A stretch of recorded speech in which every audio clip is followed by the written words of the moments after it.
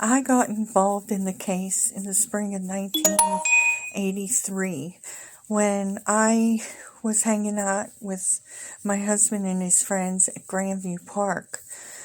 I encountered two men who were getting close to me by walking up the hill and from the front entrance of the park.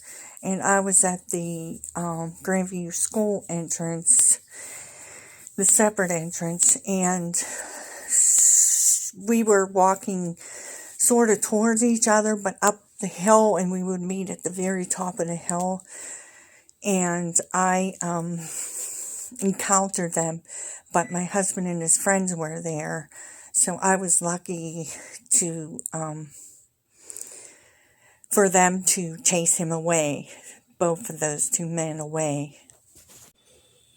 Then in 1989, Tony Feibiger, he confessed to killing his girlfriend Norma Parker, and he also confessed to killing Marsha Jones in 1982.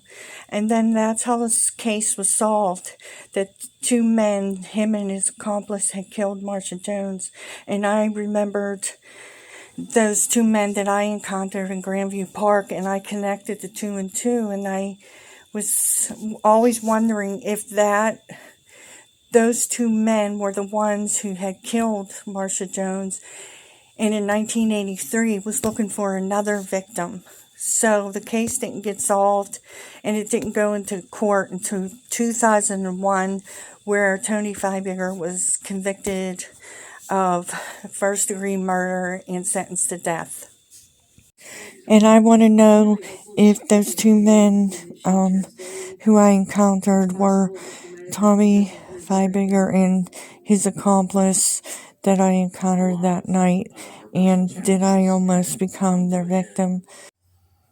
And when I contacted the police department, they sent two detectives out, and I don't even know if they took me serious about seeing two guys in the park that really scared me. So I thought maybe they were just there because they knew that we hung out at the park and they wanted to see if we knew anything. And so when we found out the two guys, Tommy Feibiger and his accomplice, had murdered Marsha Jones, it took me back to that night when there was two guys there. And so I'm always wondering if those were the guys who killed Marsha Jones, and were they looking for me to be the next victim? And that's my story of how I got involved in the murder investigation of Marsha Jones.